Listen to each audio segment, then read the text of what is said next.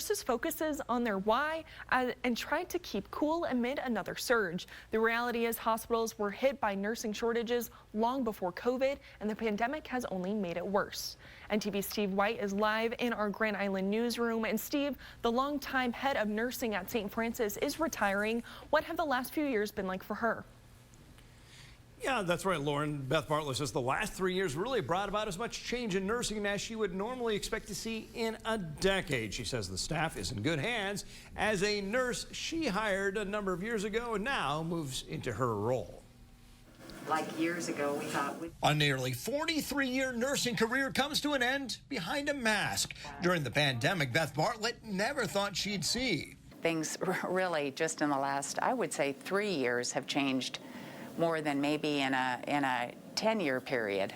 Bartlett retires from CHI Health St. Francis, where COVID continues to take a toll, not only on patients, but the staff. We saw nurses leave because of the pandemic. We saw new students that were afraid. They said, I didn't sign up for this. Nursing has never been easy. Bartlett remembers only one time the hospital wasn't hiring nurses. State data projects a significant nursing shortage looming, and COVID has compounded that, as Bartlett reminds the team to focus on their why.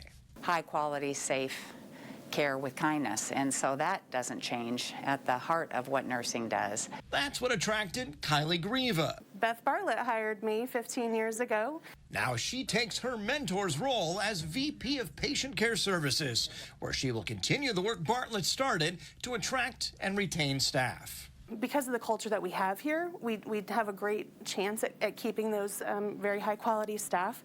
You know, we're making changes always, trying to keep them safe and that they feel supported. As Director of Emergency Services, Grieva was instrumental in the hospital's response to the first COVID surge. It is exhausting. It's very mentally and emotionally draining for them to be working in this type of environment right now.